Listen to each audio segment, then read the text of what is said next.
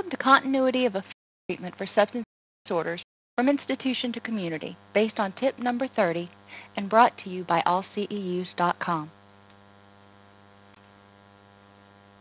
In this course, we're briefly going to look at assessments, important components of transition plans, how to create a transition plan checklist, important services in order to increase the rate of participant success, special populations and special issues, and confidentiality issues that need to be considered when working with offender populations.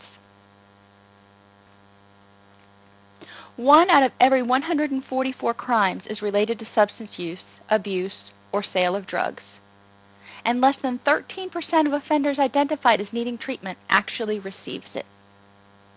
There are a lot of reasons for this.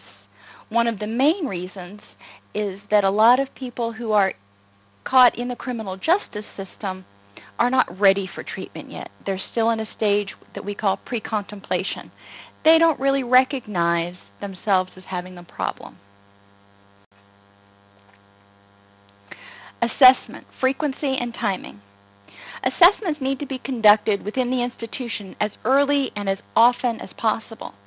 Every 90 days is a good rule, and at least 3 to 6 months before the offender's release. One of the things that we used to contend with when I worked in a residential treatment facility, we would have clients come over from the jail who were on something called extended limits of confinement. They were basically still on jail count, but they were staying in our facility. Our program director noticed, and rightly so, that people who did their 90 days at the beginning of their sentence didn't do as well as people who did their 90 days at the end of their sentence. Because going through treatment and starting to change the way of thinking and then being put back into an institution surrounded by people who have distorted ways of thinking tended to undo all the good that they had done in treatment. So gauging timing, if you only have 90 days for the end of someone's sentence, is probably going to be more effective than doing it at the beginning of their sentence.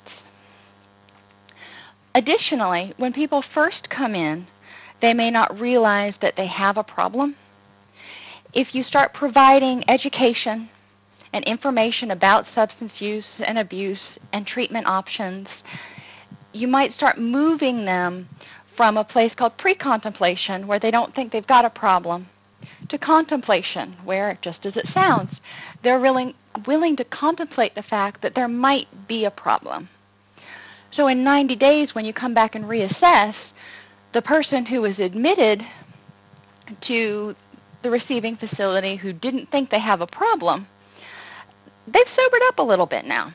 And they may start realizing that, oh, you know, this really sucks. They may be willing to start considering the possibility that they've got a problem. And it will be hedged like that for most people. They're willing to start considering the possibility. But that's a start. Things that need to be assessed are needs. If you take a person who is homeless, doesn't know where the next meal is coming from, doesn't have adequate medical care, you can't expect them to fully participate in treatment and achieve any gains. Maslow's hierarchy says that we need to have our biological and safety needs met first before we can work on anything else. So assess their needs. If they are going through treatment while they are incarcerated, then they've obviously got a roof over their head and they've got 3 square meals. Is their medical condition stable? This includes their psychiatric condition. As people start to sober up, they will often start manifesting signs of mental health problems. It's often too early to tell whether that's a result of detox and withdrawal or whether that's a result of a pre-existing mental health condition. Either way, the person's not going to adequately participate in treatment if they're depressed, anxious, hearing voices, etc. So these issues need to be addressed, at least on a short-term basis, in order to facilitate their participation in any sort of treatment program. The next thing you need to look at is treatment readiness. I talked earlier about pre-contemplation. There are several stages, and people don't go through these stages one by one without doubling back. And we'll talk about that more later. But the important thing to remember is they start out at pre-contemplation. I don't have a problem. You can't tell me I have a problem. Leave me alone. They move to contemplation. Okay, maybe I drink too much, maybe I use too much, but it's not really a problem and I've got it under control. Still, don't need your help. Preparation or determination, they've realized that, okay, yeah, it's a problem. Still not really ready to ask for outside help, but at least I've acknowledged that, yes, I've got a problem and I really need to do something about it, but I'm not ready yet. Then they move to the action stage. This is where they admit they have a problem, they have to do something, and they're ready to do whatever it takes to get better. Finally, maintenance. Once you get through this period, they will enter into a lifelong period of maintenance. As people go through these stages, when they hit a bump in the road, when things get a little bit too hot in the kitchen, they'll probably back off. They'll start minimizing the extent of their problem. They will over-exaggerate the extent of their recovery just to get out, to get away from the stuff, as we say, that they're having to deal with, the stuff that's being brought up in treatment. And we expect people to vacillate between stages a little bit. The key is to vacillate with them. When they drop back to contemplation, then there are certain interventions that you use in contemplation that you wouldn't necessarily use as much in action. That's covered in detail in Tips 35, Motivational Interviewing, and Tip 34, Brief Interventions. We're not going to cover specifically what to do at each stage of readiness right now, but do be aware that there are specific interventions that are most helpful at each level of readiness for change. And then assess treatment progress. Most of the time, people have not they don't come into the criminal justice system, they don't come into the system of any aspect and have never been in treatment before. They've tried to quit themselves. They may have gone to 12-step meetings. They may have tried a myriad of things. This is where treatment progress comes in. Where are they as far as their awareness of the problem, the awareness of the tools to rectify the problem, and their ability to use those tools? I may know that to get two boards to go together, you need a nail and a hammer, but in order to make those boards go together and stay together, there's skill in nailing in. Now that's kind of a minimalistic example. But just knowing what the tools are, knowing what you need, is not enough. You have to be able to actually use the tools in order to stay clean and sober. From this, once you identify the tools they have, their level of awareness, so you want to assess their knowledge, skills, and abilities. Those are their tools and their ability to use those tools, their treatment readiness, and what their needs are. You should be able to develop an individualized treatment plan. The first issue, the first problem statement, goal statement, whatever, needs to be to ensure that they've got safe, stable housing, adequate nutrition, and all of their basic needs are being met. You're not going to get very far until that happens. The next problem or goal statement will depend on the person. And you want to have feasible outcome measures. A person who hasn't even graduated high school and who has been using drugs for 15 years, a feasible outcome is not to get a job making $45,000 a year and maintain it. That's not realistic. idealistic, but not realistic. What's a feasible outcome for this person? We need them to stay clean and sober, and we need them to get a job and maintain it for 3 months. That's a starting point. You don't want to set them up for failure. Make sure your goals provide incremental and frequent successes, because of a lot of the people that are going to come through have very low self-esteem. They are disempowered in many different areas, hence the reason they've become engaged with parts of society that tend to break the rules, that tend to slip through the cracks. So we need to help increase their self-esteem, make them realize that, yes, they can be self-sufficient, productive members of society, and there is joy in getting up and going to work and being able to pay your own bills and everything else. So again, to recap, assess their needs, write their treatment plan based on what their preferences are and what their motivation level is, and design their goals around what is reinforcing to them, which also meets your needs.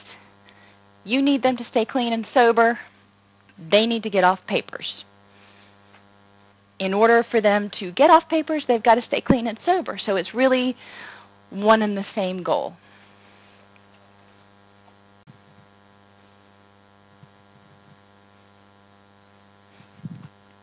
Assessment areas. More specifically, you want to look at their housing, their hygiene, their nutrition, and something we didn't talk about on the previous slide, their transportation. They're not going to be successful maintaining a job and being compliant with treatment if they live out in the middle of rural Nebraska and they don't have any transportation and they're expected to get into town 2-3 times a week or every day for work, for drug testing, for court appearances, whatever. Transportation is a huge issue, and it's a huge barrier for a lot of people to be treatment compliant. Now, many agencies have started to move and adopt what healthcare has already adopted with telemedicine, having hubs set up at health centers, at libraries, at general community centers, where people can go and remotely meet with their probation officer, meet with their case manager, meet with whomever. Drug testing tends to be a little bit more tricky because there are only certain people who are trained to do that. But if 80% of the time we can make it relatively convenient for them to attend and participate, then the other 20% of the time they're probably going to be willing to exert a little bit more effort to do the next right thing. You also want to look at social abilities. Do they have the capacity for empathy? Do they respect others' boundaries? If not, the rewards for them are going to be vastly different, and the motivations and techniques that you use are going to be vastly different than people who have empathy, respect for others. If you ask somebody who doesn't have empathy and respect for others how they think their mother would feel about it, or their child would feel about it, or their spouse, or if somebody did it to them, how they would feel, they have difficulty conceptualizing their impact on other people. It's about me. Me, me, me. You're going to need to use a different approach with these people because it has to be something that meets their needs on their time schedule. Additionally, look at their ability to form and maintain relationships. No empathy, typically no relationships. So if you've got somebody who can form meaningful relationships, then they've got some capacity for empathy and respect for others. This can be built upon. Usually it's helpful to work from a strengths-based perspective. everybody has strengths. It's finding them and using them for good that is sometimes the challenge. A lot of the people that I worked with when I was working at probation and parole were quite intelligent. They were quite resourceful. Unfortunately, they spent most of their time trying to use those skills to beat the system and to get out of things instead of using it to do the next right thing. If you can help them harness these strengths that they have, not only are you not starting from square one, you're starting with something they already have, you're also helping point out to them that they have strengths and worthwhile traits. Anger and impulse management. You can form relationships and have anger management problems. If they've got good impulse management skills, well, that's awesome. Most of the time, you're not going to find that's true. So this is one of those where you're going to have to draw on strengths from other areas to help them learn how to manage their anger and their impulse control. SAMHSA has a good book that they have out, Anger Management for Substance Abuse Treatment, that you can find on the health.org website. It has a workbook that goes along with it, as well as a facilitator's manual that I highly recommend if you're working with a group of clients that has anger management issues. Finally, you want to address addicted or criminal thinking. It's the us against them mentality. When you look at what has traditionally been identified as thinking errors, you'll see addicted and criminal thinking. Exaggeration of things, all or none thinking, believing that the world revolves around you, focusing on things that seem to be true when you don't have all the facts. That's a whole nother course. It is important, however, to be aware that if you look at irrational thoughts and cognitive distortions, and you can Google those two terms, you will find a whole list of very common things that you can read and go, yeah, my clients think that way a lot. It's up to us to help reprogram that thinking.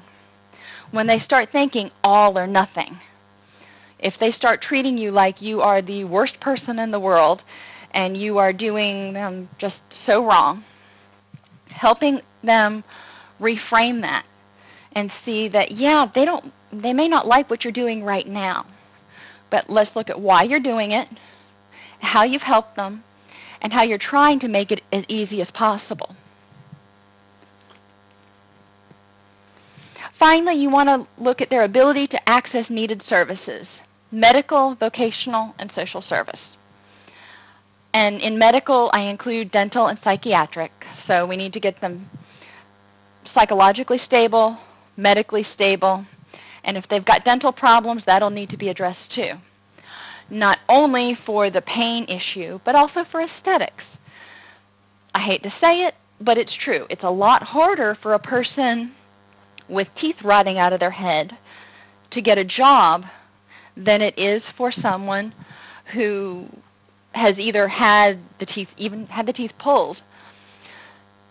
Just because aesthetically, people that are doing the interview, whether they want to or not, tend to be more biased to those that are visually not hard to look at. There's not a politically correct way to say that. But if you have people that have really bad breath, that have black and green teeth and whatever, especially ones that are right up there front and center, it is going to be harder for them to get and maintain a job. Social services. Do they have access to food stamps? Do they have access to subsidized housing? Again, we go back to transportation. A lot of times a case manager can help people link all of these necessary components together in order to fulfill their case plan.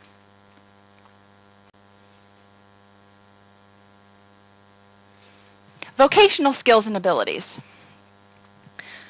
Knowledge, skills, and abilities. What do you know? What kind of book learning do you have? Can you add? Can you balance a checkbook? Can you do advanced math? What kind of physical skills do you have? Can you walk for long periods of time? Can you stay on your feet for 8 hours? Do you mind sitting for long periods? Can you type? Can you lift more than 50 pounds? Can you respond to authority appropriately? Do you have transportation to get to and from work? And are you reliable and punctual? Now, the knowledge, skills, and abilities for most jobs are listed in the Dictionary of Occupational Titles, which you can find online. The other thing that you may want to consider is going to your Human Resources Department or the Human Resources Department where the person is going to apply and ask for a job description. Job description should include all the necessary knowledge, skills, and abilities required of the person being hired for that job.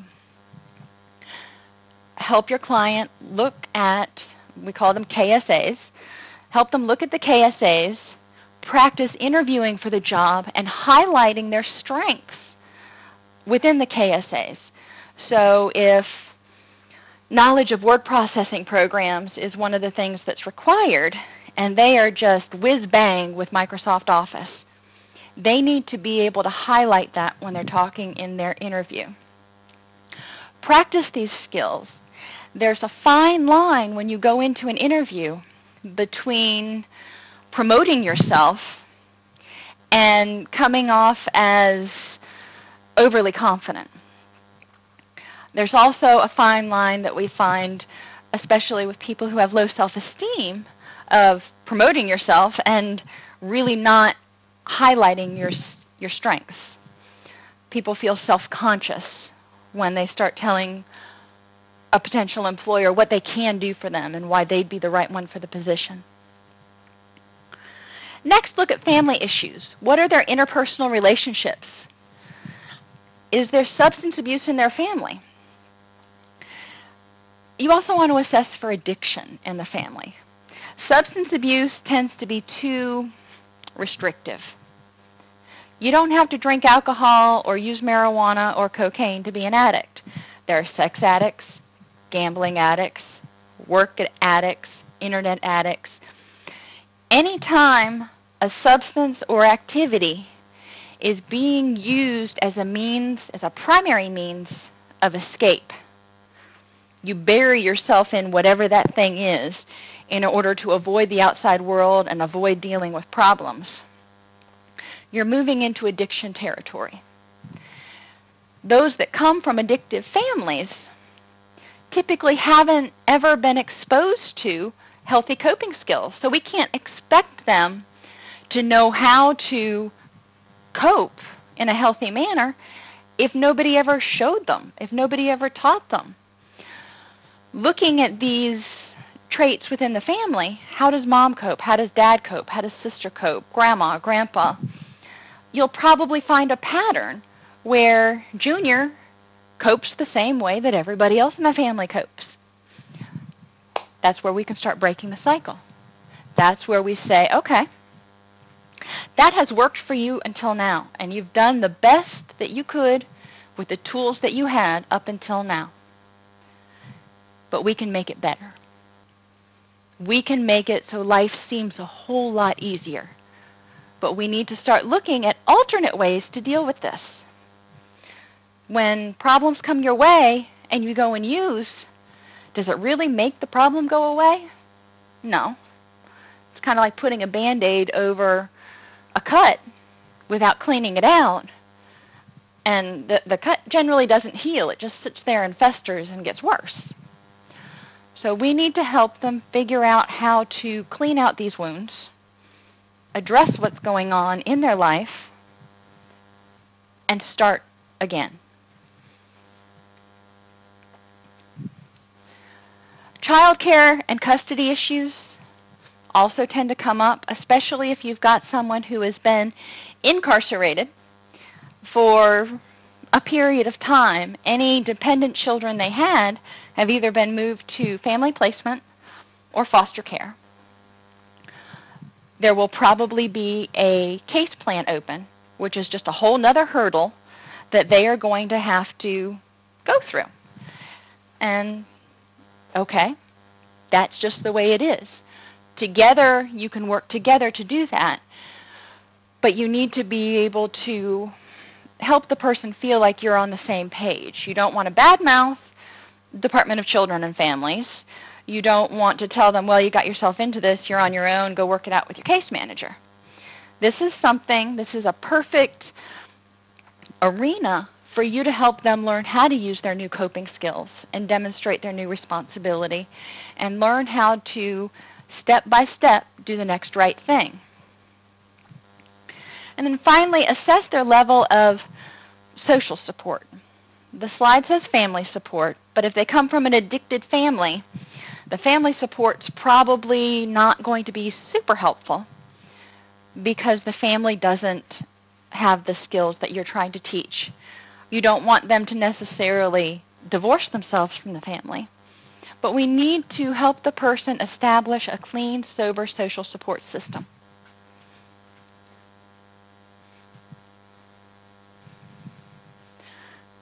Transition plans. The 24-hour principle. Success depends on continuity of care and gradual step down. You can't go from an institution where somebody's environment is controlled 24 hours a day and then discharge them to once a week outpatient and expect them to stay clean and sober. It's not realistic. It's only marginally realistic to have them go from completely controlled environment to intensive outpatient where they're in treatment 4 hours a day, unless, of course, the other hours of the day they're working and have a pretty structured plan for what's going to be going on. Gradual step down. Every time they step down, every time their situation is less structured, their risk for relapse increases until they get a foothold, until they can develop the skills to make it through. Initially, it's make it through the night until you can get to treatment the next day. Then it may be making it through 1 or 2 days until you can make it to treatment the next day. As you step a person down in intensive outpatient, you go from 7 days a week to maybe 6 days a week to maybe 4 days a week over the period of several months. As they demonstrate their capabilities, you can start reducing treatment with an eye on the fact that certain days are going to be more challenging for different people. The weekends tend to be challenging for a lot of people, but not everybody. So reducing their required treatment attendance and cutting out Friday, Saturday, or Sunday as your first step down is probably a big mistake. Try taking out Wednesday. Wednesday's one of those weird sort of blah days that typically nothing super bad happens, or at least we hope it doesn't. And typically people don't get paid on Wednesday. So you don't have money in their pockets burning a hole to go buy a rock or do whatever. They have structure. We're going to assume that they're working Monday through Friday, so on Wednesday they're working all day long. And then they can go to meetings in the evening, so there's very little wiggle room, very little time where they can get bored, or they can get stressed out, or they can start waxing and waning in their resolve. When someone is in residential, they go down to intensive outpatient. Intensive outpatient treatment times need to be supportive of people's jobs. At the clinic I worked at, we had 2 different IOP programs, one in the morning and one in the evening. And we were able to structure people's days So they didn't have an excuse to miss a day. They also needed to be linked with self-help groups and sponsors and pro-social activities. Because as I said, IOP was only 4 hours a day. Now, if you figure they're working 8 hours, commute takes you up to 10 hours, then you have 4 hours a day in treatment, that's 14.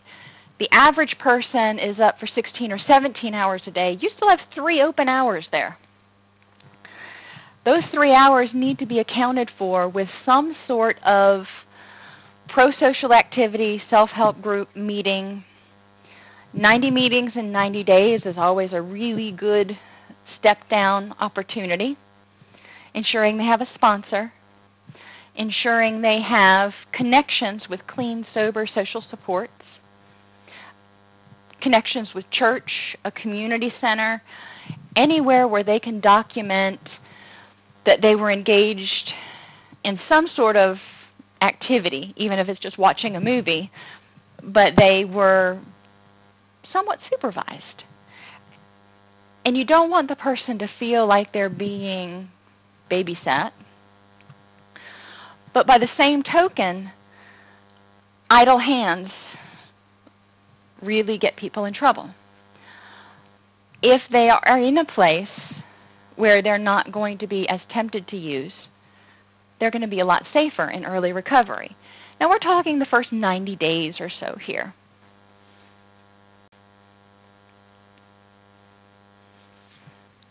They also need to have a relapse prevention plan. No matter how tight their schedule is, if they want to use, they're going to find time to use. So the best defense is a good offense.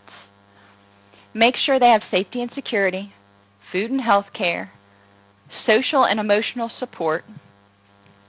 Now, social and emotional support, that goes to those pro-social activities, people they've identified as clean, sober social supports that they can call at any time of the day or night, a counselor or a crisis center that they can call at any time of the day or night.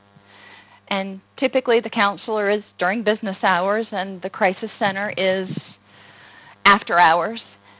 If you work in a facility that runs a 24-hour program, if the overnight staff person can be an on-call clinician, so much the better, because they already have a rapport with that agency, and they probably already have a rapport with that nighttime person.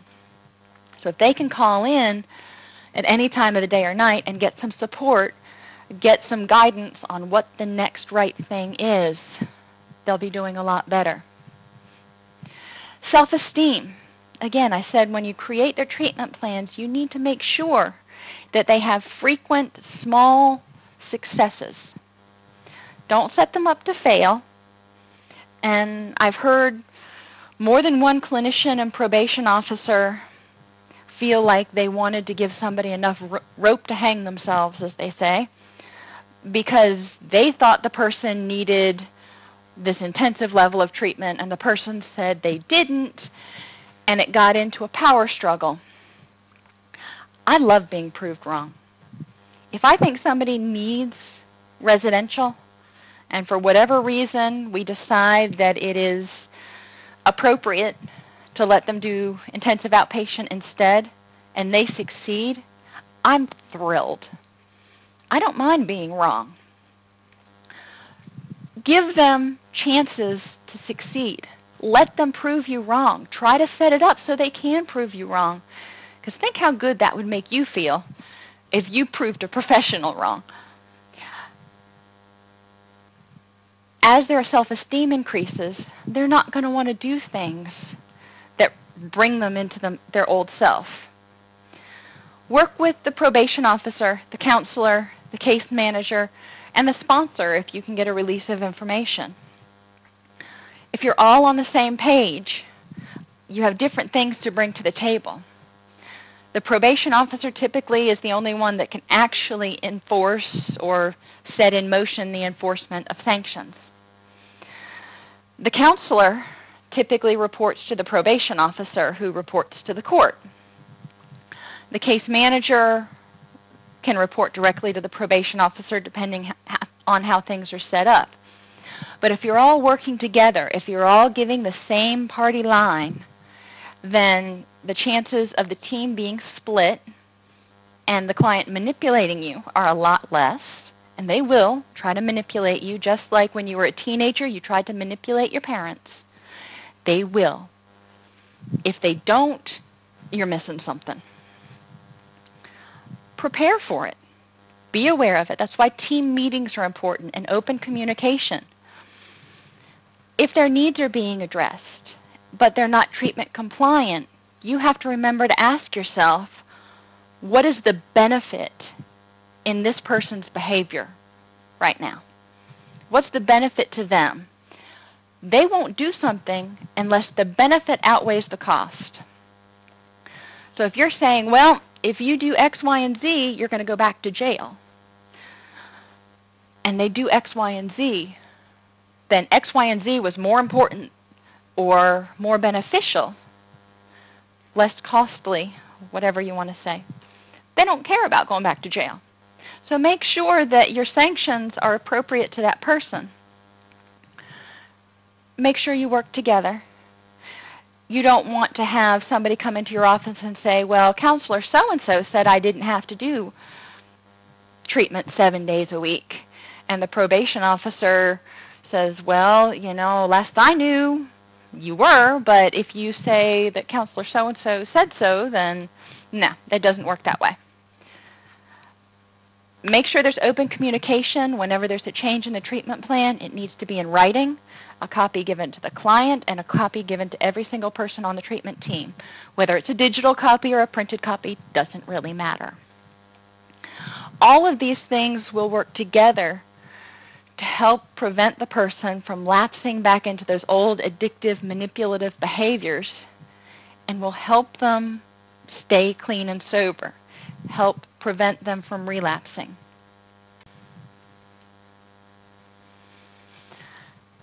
Accountability builds self-esteem only if there's respect for the person to whom he or she is accountable. If you're holding somebody accountable to something and they don't care what you think, or they don't care about the sanctions, as I said earlier, then it doesn't really matter. It's not going to have a positive impact on their self-esteem if they do or don't do what you want. Likely, they're going to do whatever the heck they darn well please. Behaviors are chosen based on what provides the greatest perceived reward or the least perceived punishment. Again, back to the jail thing. 3 days in jail, that's a walk in the park. A lot of people are willing to take that.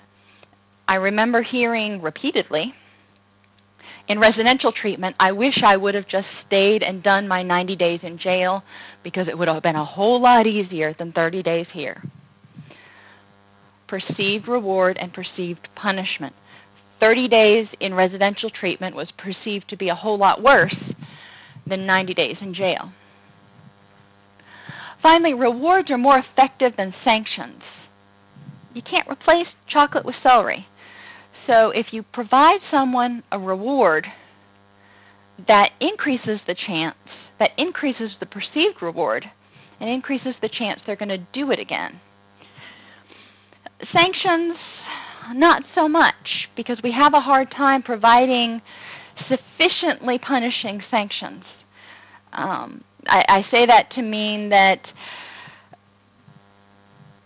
sometimes people get to the point where they think, well, you know, maybe it wouldn't be so bad to do 30 days in residential treatment or what have you.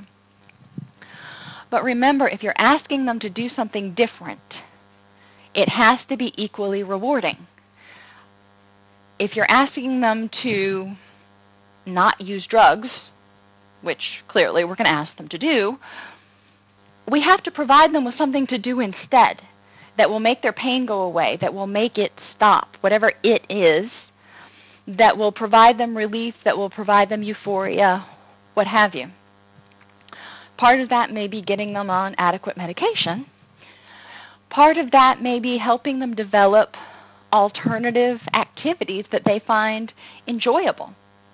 For some people, it's church. For other people, it's coaching a little league. For other people, it's still something else. But it has to provide the same type of reward of the same intensity as whatever you're taking away. So you wouldn't go on a diet and every time you were really jonesing for some chocolate, go get a stick of celery. You're going to eat it and you're still going to feel very unsatisfied and be thinking about that chocolate. Same basic principle. It's a challenge.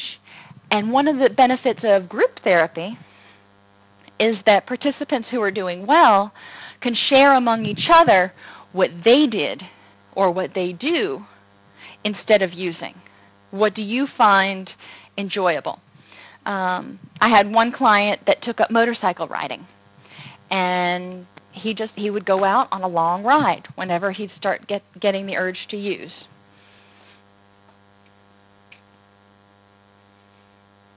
Commonly used sanctions would be increased numbers of urinalysis, breathalyzers, more frequent contacts with the probation officer or the counselor, curfews, extension of their term, increased community service, increased 12-step meetings, withholding of privileges and personal freedoms, and or electronic monitoring.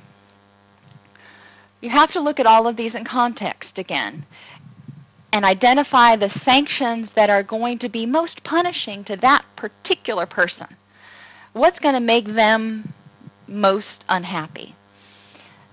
Increased number of urinalysis, if they have to come and show up every morning at 6 a.m. to pee in a cup, will that make them think twice before using again? Maybe, maybe not. Depends on the person. Curfew, if they have to be in at a special time and call in, is that going to be enough? A lot of people increase community service or increase 12-step meetings, unfortunately, tends to be a pretty good deterrent of them doing it again because they don't really like to exert that extra effort to have to go and be punctual somewhere. Electronic monitoring is one of the last-ditch efforts.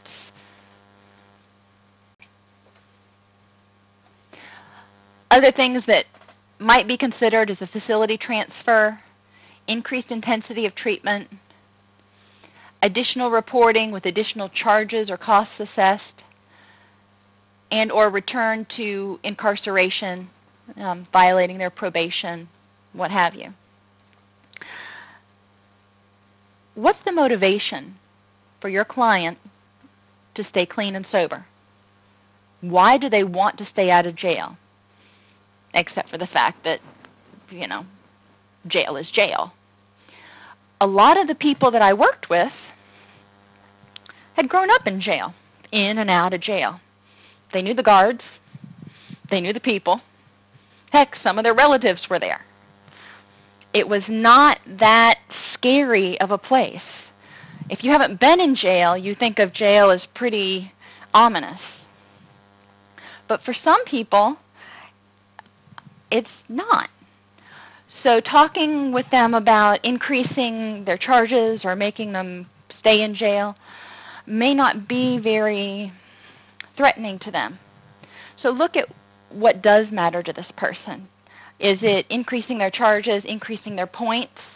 For some people, taking that leap from having enough points for jail to having enough points for prison, that's a big step. That may be enough. For some people, they've got children, that it will make it harder for them to get their children back. Yeah, it's manipulative. But you have to be able to keep their motivation high without using empty threats. Make them realize pretty clearly, if you do X, this is what will happen. And this is the way the system works. I don't have a choice. I can't forget to tell your probation officer that you came up dirty. I can't lie and tell him that you're showing up for treatment and participating when you're not. I won't do that. This is what I expect of you.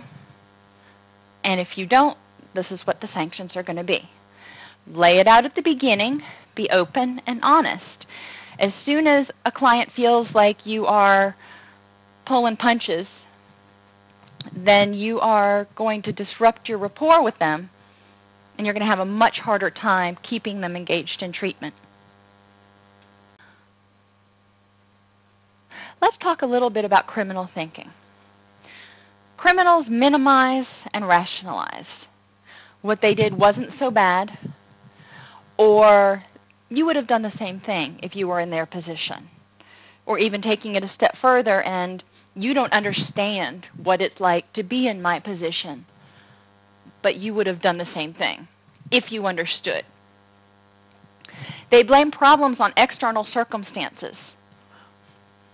If I wouldn't have lost my job, if my wife wouldn't have left me, if this wouldn't have happened, if that wouldn't have happened, then I wouldn't be in this position.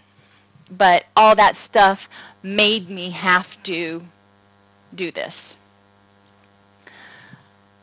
A lack of empathy. Now, that doesn't mean that they are completely unable to be empathetic. But it typically means when people are within their addicted selves or their criminal thinking, they really don't give a hoot about other people's feelings or boundaries. It is about them. The key difference is whether they have the ability to be empathetic. There's a sense of entitlement. They deserve this. They deserve that. You should do this for me. Oftentimes you'll encounter that when you have people in early recovery who have to go out and get a job. And they refuse to take a job for anything less than $20 an hour. They refuse to take a entry-level position because it's beneath them. And my argument is, yeah, it might be beneath you. But at this point, that's all you got. And you've got to prove yourself and work your way back up. There's also a sense of entitlement about what they should have. We have a step-down program where I used to work, and the women would be in treatment. They would give birth to their children. They'd stay in treatment for an additional 6 months, then they'd be discharged, and all they would have to do, they wouldn't even have to get a job, all they would have to do for the first year is stay clean, sober, and attend treatment and meetings as indicated on their treatment plan. But they didn't feel like they should have to do that. The majority of people who entered that program ended up leaving against medical advice because they felt entitled to the housing and they didn't feel that they should have to have strings attached to it. There are power and control issues. You don't want to get into a power struggle with an addict, especially if you don't have any power yourself. Don't make empty threats because they can see right through you, and as soon as they call you on it and realize it's an empty threat, you're done. Pick your battles. Keep things as unemotional as possible. Very matter of fact. If you do X, then Y will happen. These are the rules. They will try to manipulate you. They will try to split the team. They will try anything that they can to get their own way. And I'll give you the analogy of a child who wants a toy. They want it, so they will try to plead. Well, first they'll ask for it. Then they'll plead for it. Then they'll bargain for it. Then they'll try to get Dad to get it for them. Then they'll get Grandma to get it for them. You see where I'm going with this? They try to manipulate the situation, hoping that they're going to find the one weak link, the one person who can't say no to the toy, or who doesn't go back and say, well, we need to check with Mom and Dad first. And this is where we as a team need to combine and communicate.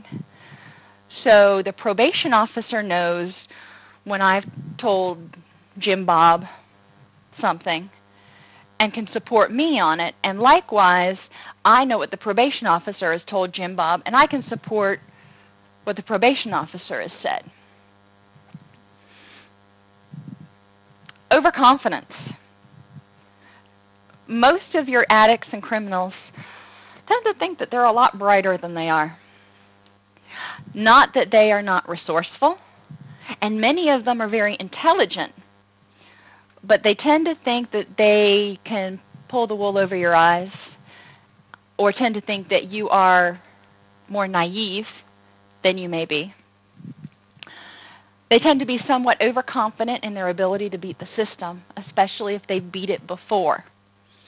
Every time they've succeeded at beating the system has increased their confidence. Lack of ability to delay gratification and a need for frequent rewards. They want it now. Okay, well, I understand you want off treatment right now, but that's not possible. We can make it as short as possible if you play by these rules.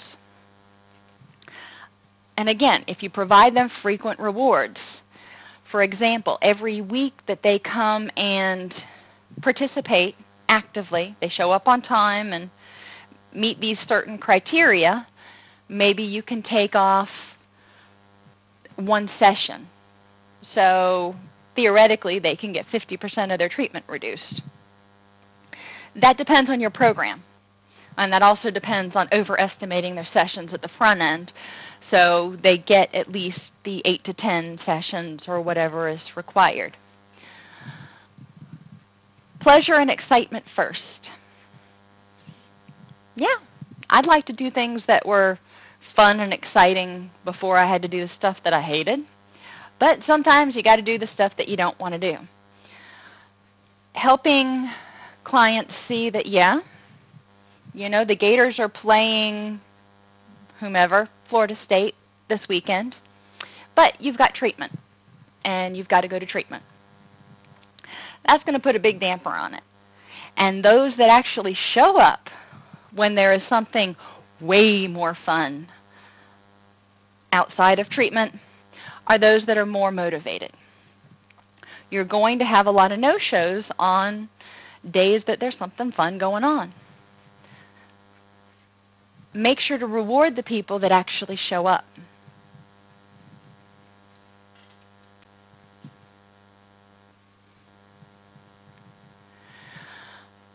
So where do these people come from? Criminals, we would like to think, are created, not born. Criminals lack safety, security, physical or emotional safety and security when they're growing up. There's not someone there to comfort them, so they have to learn to fend for themselves. They lack a sense of love and belonging. They're either bounced around from foster care to foster care or family member to family member, or maybe they stay with their parents, but their parents are emotionally and or physically unavailable for them. They don't feel loved. They don't feel like that there's any reason for them to be on this earth. Lack of community and or family organization. If your family's disorganized, mom's running one place, dad's running the other, or mom's in jail and dad's working all the time or whatever, it's a whole lot easier to learn how to manipulate the system. And it's also easier for these children to find some sort of comfort among the wrong peers. If mom and dad aren't around kind of paying attention to who little Johnny's hanging out with, it could be devastating. A lack of pro-social role models. We find that most people that become criminals, and this isn't just the person who has, one DUI, the people who become career criminals have tended to lack pro-social role models. They have maybe even have gone to church but really haven't bought into it. They may have not established any sort of connection with a teacher or a mentor or a family member who is clean and sober and doing the next right thing. We tend to find that everybody has a role model, or everybody has someone that they look up to or idolize. Unfortunately, for these people, they tend to pick the wrong ones. Positive attitudes towards drugs and criminal behavior. Well, if you don't have parents around or adult supervision around, helping you develop coping skills and communicating to you that drugs and alcohol are not a good choice, then you're going to start to listen to peers. And if you're hanging out with peers who already have positive attitudes towards drugs and criminal behavior, you're going to tend to see less of a problem. Going back to the last slide, minimize the negativity of criminal behavior. Rationalize that you're entitled to whatever you're taking or whatever you're doing. All of these things work together as a person develops to create what we ultimately see as something of a career criminal. That doesn't mean that these behaviors can't be unlearned. In order to unlearn the behaviors, though, the positive behaviors have to be rewarding. Ask your person, if you woke up tomorrow and you weren't drinking, drugging, using, you weren't on papers, what would be different? What would you like to be? What's your ideal situation? And for some clients, they won't take you seriously at first, and they will give you some outlandish sort of a scenario. So make sure that you help them stay focused on, I'm asking you this so we can develop your treatment plan so you at least get something out of the 8, 10, 12, 16 weeks that you're stuck with me. You might as well benefit from it if you've got to be here. So let's do something positive. Use motivational interviewing strategies. Again, Treatment Improvement Protocol 35. If you go to the short version called the CAP Keys, it sort of outlines the main points for motivational interviewing with offenders. And remember that the rewards in criminal behavior are power, a sense of belonging, recognition and loyalty, and money and or sex. We know that the money doesn't really tend to be that good unless you're a really high-level drug dealer. So it's a lot more the sex. We're not going to be able to necessarily provide these as rewards, but we can help them figure out how to achieve, for example, power in a clean and sober lifestyle. What kind of power did they have in their criminal behavior? And how can they have it out here? Maybe success in their career, maybe influence over young children or their family or something else. A sense of belonging. They belonged with their crew. They were recognized with their status, and those beneath them were loyal to them. That's potentially possible in a healthy, sober lifestyle as well.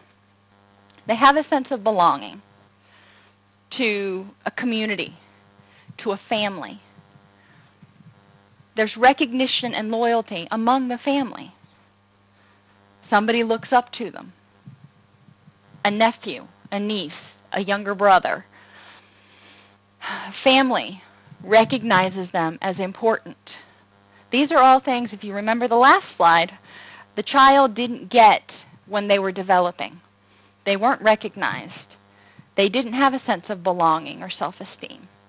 So it's up to us to help them learn how to reparent themselves and develop these things. Now, money and sex, we're probably not going to be able to go there, but We can help them realize that if they stay with their current job, they won't be making minimum wage forever. If they demonstrate that they're a good hard worker, they're going to advance. They're going to get recognition. They're going to have a sense of belonging. And they are going to get power in the workplace.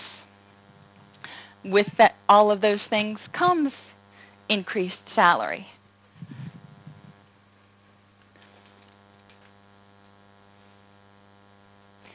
Ultimately, somebody's going to have to be discharged. And we hope this is with your blessing, but that doesn't mean their journey's over. They are going to be in the maintenance stage of recovery for the rest of their life. They need to have a list of peer support group numbers, the number for their probation officer if they're still on papers, the number for the counselor or case manager if they're still in treatment, the number for a counselor or case manager they can call even if they're not still in treatment if they hit a bump in the road, if they start recognizing their criminal thinking coming back, if they start jonesing for a hit, whatever, they need to have someone they can call who will understand, not someone who will call and say, well, I can schedule you in 3 weeks from Tuesday. That's not going to work. This is also when I tell my clients, for probably the 15th time, I don't want to know what you're not going to do. A lot of clients at discharge start telling me, well, I'm not on papers anymore. I'm not going to go to 12-step meetings anymore. I'm not going to do this anymore. I'm not going to do that anymore. Well, okay, fine. I don't really care what you're not going to do because I have no control over that now. But what are you going to do instead in order to keep from coming back to see my happy little face? Because I know you don't want to see me again. Make sure they have a list of positive things that they're going to do. If they are not happy in their job, I mean, ideally, they won't make any major changes for at least a year after discharge. So if they're already talking about quitting their job, it would be advisable to encourage them to stay in at least aftercare for a while in order to make sure that they do that transition well. Make them develop a warning sign identification card, and that's going to be different for every person. What are your warning signs that you're getting ready to go back into that addictive state of mind, that manipulative stinking thinking? Keep it with them. Have them put it on an index card or two. Encourage them to share this card with significant others in their life, because a lot of times significant others will pick up on behavior changes before the individual will. Make sure that they know that if they nip it in the bud, as soon as they start struggling, they don't have to relapse. Relapse is not a necessary part of recovery. Develop a detailed relapse prevention plan with them, helping them identify potential obstacles to them staying clean and sober. Maybe it's the anniversary of the death of a loved one, or, yeah, I don't know. There are a lot of things that could come up for individual people, even after they're out of treatment, that could throw them for a loop. Help them try to prepare for those things. And finally, do a final assessment and placement sheet. So there's consensus, again, among all team members about the progress the person's made, what interventions worked, what interventions didn't work, and what may need to be done the next time if the person starts to falter in their recovery.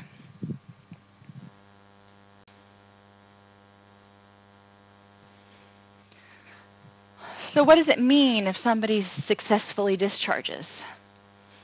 Well, it means they're not using as much. Ideally not using it all, They have extended periods of abstinence and substance-free days, crime-free days, and reductions in the number of arrests. You notice we don't say eliminate all these things. People don't go from being career criminals to saints overnight. We want to see a reduction. As it reduces, it'll be on a gradual downward slope, and that's good. Don't expect too much too fast, or you're setting yourself and them up for failure.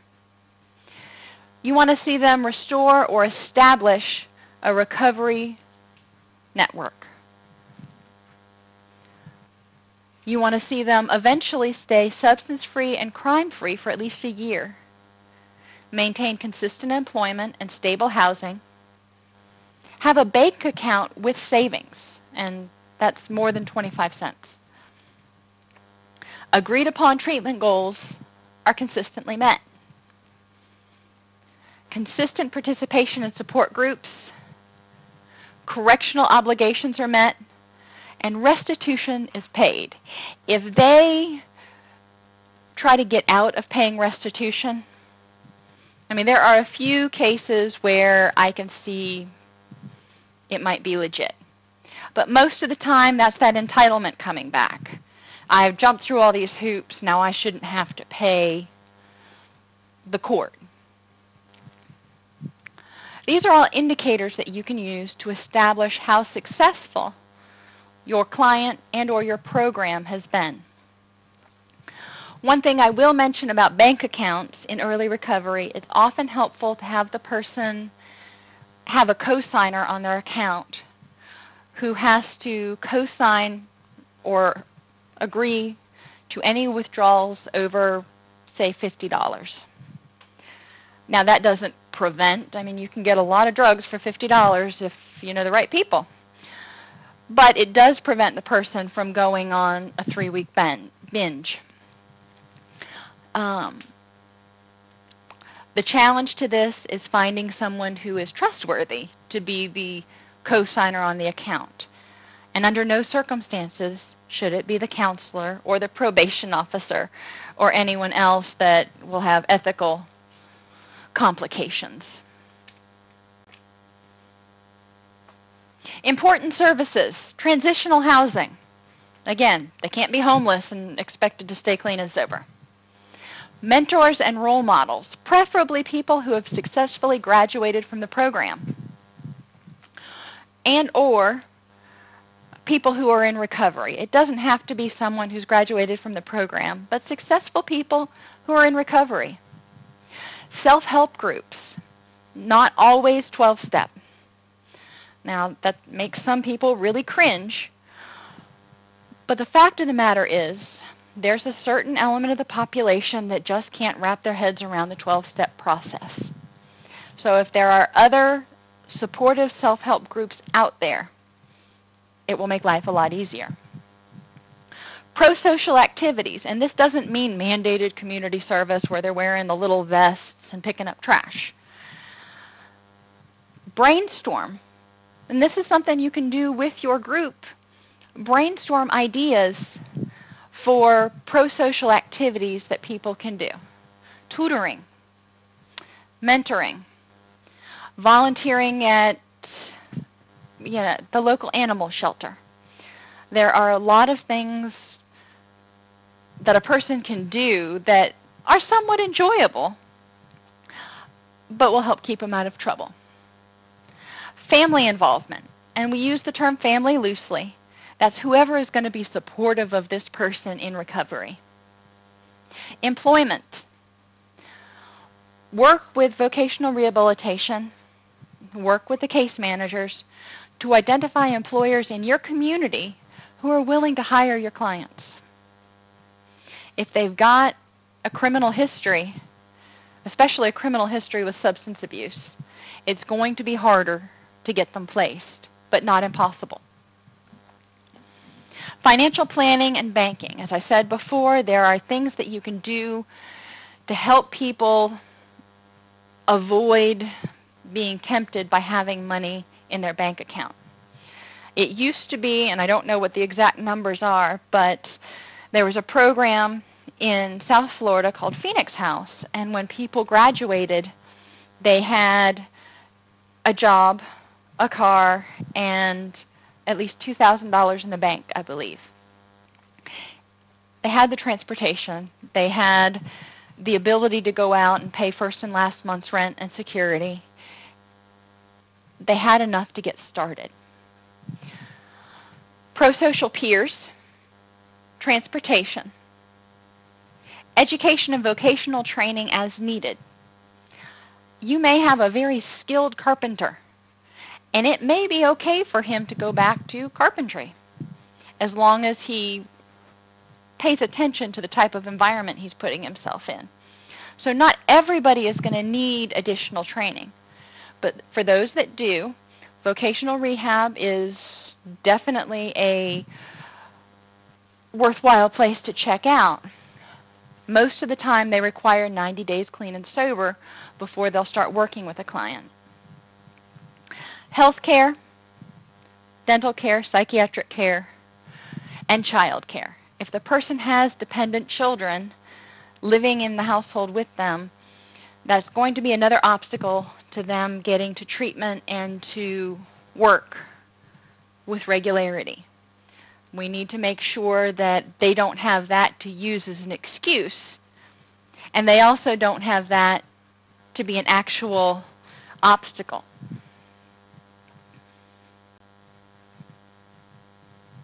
Special issues, domestic violence.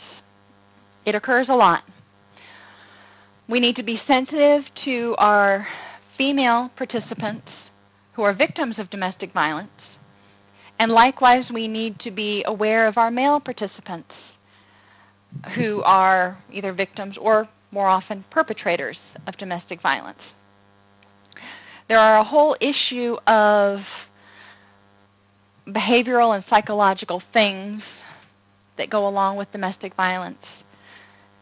Anger and control, entitlement, among two of the big ones.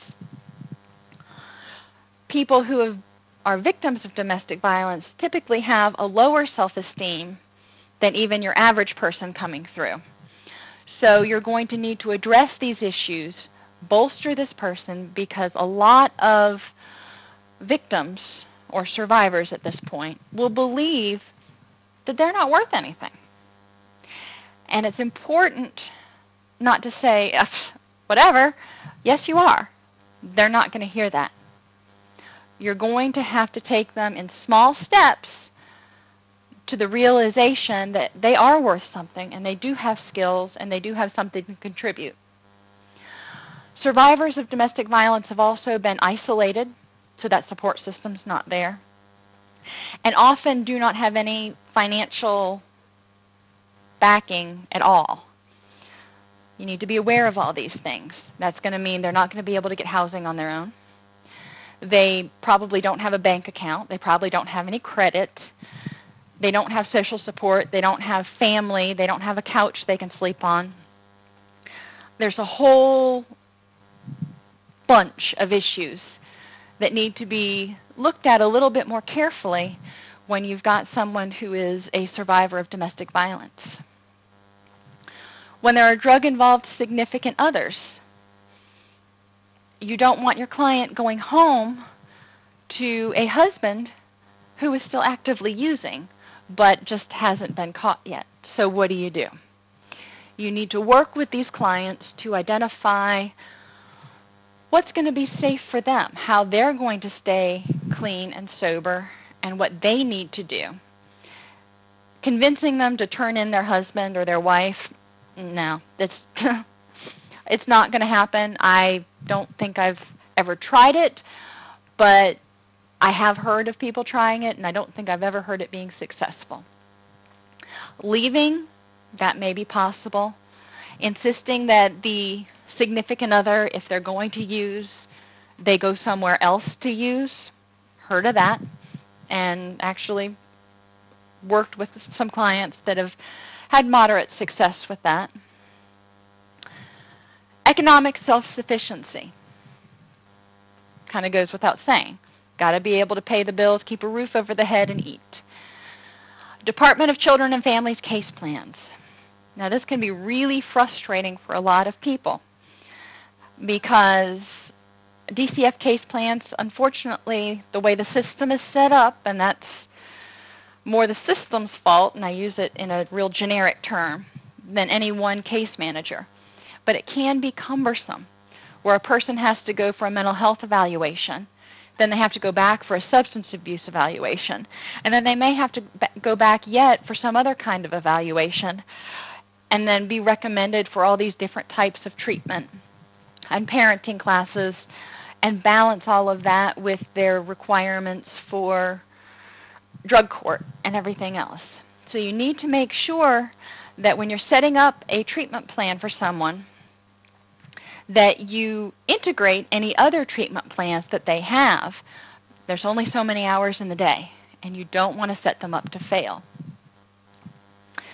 HIV/AIDS testing and counseling, often important.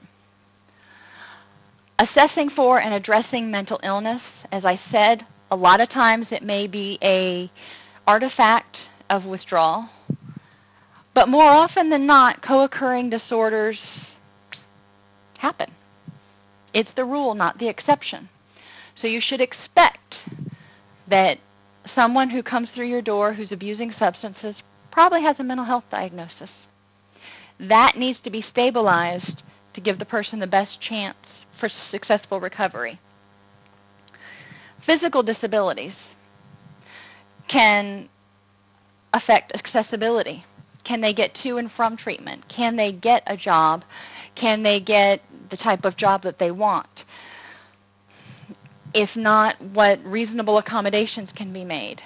With physical and cognitive disabilities, especially vocational rehab and the JAN network, just do a jam-up job making sure that anybody who can be employed and wants to be employed usually is employed.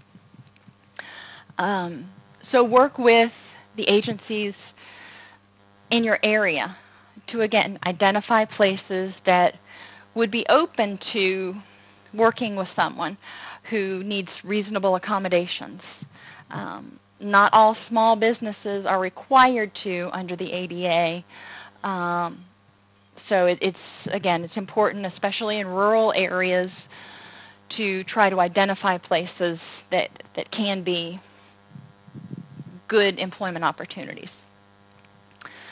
And cognitive disabilities. If a person can't read and write and you're asking them to read the big book every night, you can see the problem with that. If you're asking them to follow a case plan that's too complex, write your treatment plan on the cognitive level of the person you're dealing with. If they have the cognitive development of a 6th grader, that's where you need to be. Assess for learning disabilities. If a person's dyslexic and it hasn't been identified, that's really important if there's a lot of written material in your program. Ensure that you are not inadvertently discriminating against people by the way that your program presents information.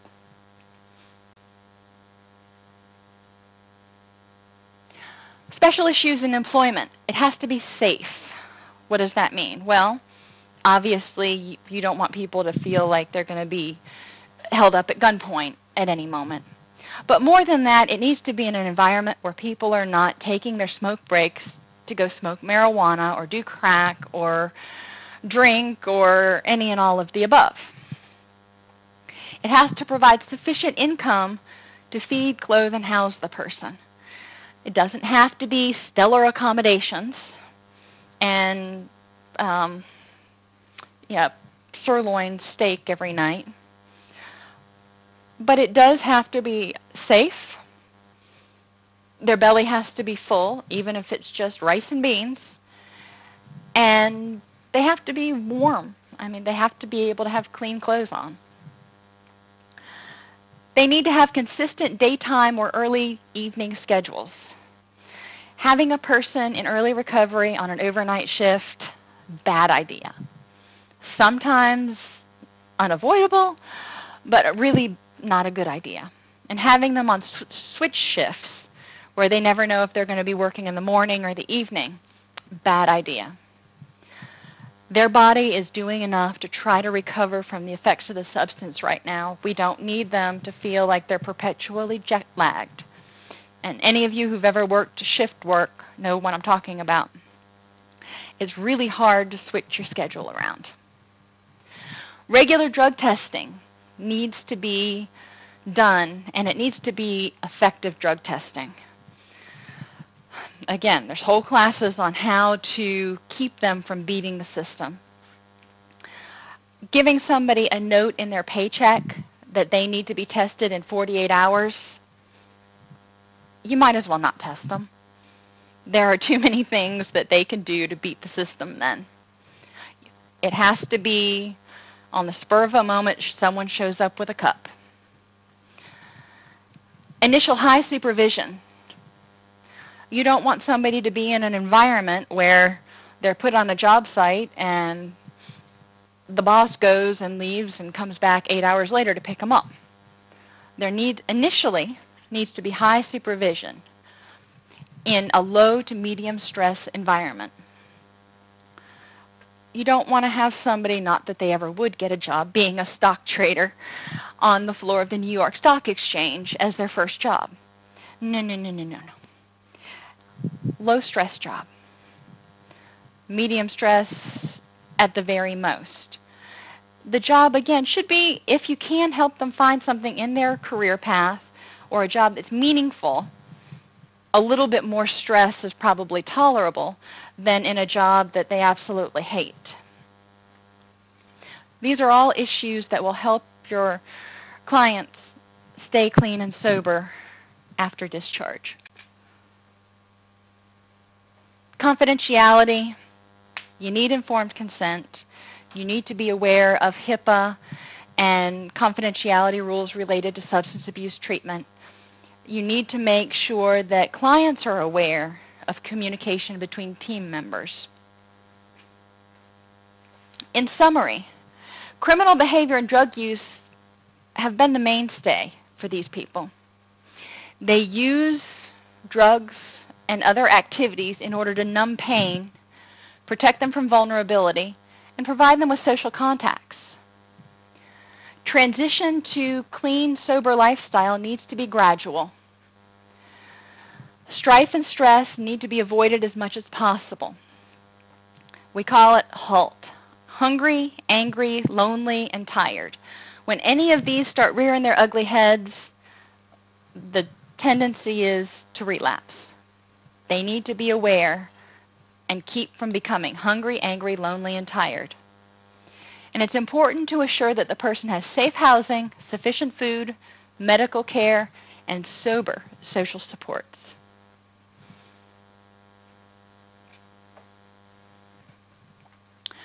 The discharge plan needs to identify relapse warning signs, outline a relapse prevention plan, and provide a timeline with measurable, meaningful goals. Just because they're discharging doesn't mean they've stopped growing. Give them some structure to build on. As desirable behaviors are rewarded and increase, undesirable behaviors will subside. So as it becomes more rewarding to do the next right thing, they won't have to do the other stuff. In conclusion, the criminal addicted mentality developed as a method of survival over time. Recovery will not happen overnight. But if we work as a team, recovery is possible.